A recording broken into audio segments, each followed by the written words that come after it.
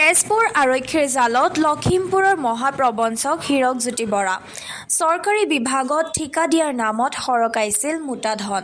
তেজপুৰৰ ভাতৃদ্বয় ৰাজীৱ পাঠক আৰু অৰিন্দম পাঠকৰ পৰা সংগ্ৰহ কৰিছিল 1,67,00,000 টকা।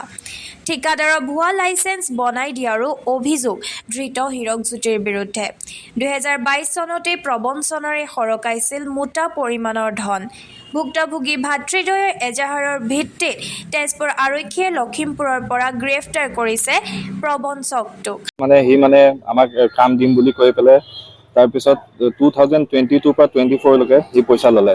কাম দিম বুলি ক'লে এনেকৈ 4 কৰোৰ 5 কৰোৰ টকাৰ কাম দিম একেলগে মিলি কৰিম বুলি কৈ পেলাই তাৰপিছত আপোনাৰ 1,67,00,000 গৈছিল আৰু তাৰ বিনিময়ত আমাক সেই গোটেইখিনি কামৰ বিনিময়ত অল অভাৰ টোটেল 2,93,00,000 দিম বুলি ক'লে। তাৰপিছত এতিয়ালৈকে মোক সেইখিনি পইচা মই কোনো নাপালোঁ। তাৰপিছত মোক সদায় ডেট দিয়ে আজি দিছোঁ কালি দিম বুলি কৈ কেতিয়াও পইচা নিদিয়ে। সদায় ঘূৰাই 2024 এতিয়া 25 পালে।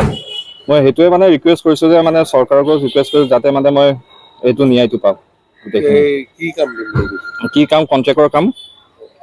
কণ্ট্ৰেক্টত তেওঁ চইলত কৰে, PWDত কৰে, তাৰপিছত এয়া কৰে আৰু মোৰ PWD কণ্ট্ৰেক্টৰে। তাৰপিছত আৰু মোৰ PWDৰ আৰু মোৰ ভাইটিৰ নামত PWD ফেক লাইচেন্স বনাই দিছিল। তাৰপিছত ভাইটিৰ নাম অৰিন্দম পাঠক। তেওঁ বনাই দিছিল ফেক লাইচেন্স বনাই দিছিল। তাৰপিছত আমি গম পালোঁ। আমাৰ ভাইটি আৰু মোৰ অল অভাৰ টোটেল 1,67,00,000। ৰিটাৰ্ণ কেতিয়াবা পইচা দিওঁ বুলি ক'লে 50,000 এটা দিব, 60,000 এনেকে কেতিয়াবা দুদিন এবাৰ দিলে। তাৰপিছত নাই দিয়া।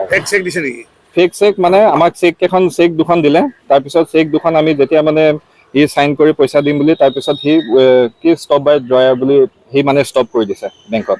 প্ৰবঞ্চকটোৰ বিৰুদ্ধে তেজপুৰ আৰক্ষীয়ে 68/2025 নম্বৰত গোচৰ পঞ্জীয়ন কৰি তদন্ত অব্যাহত ৰাখিছে।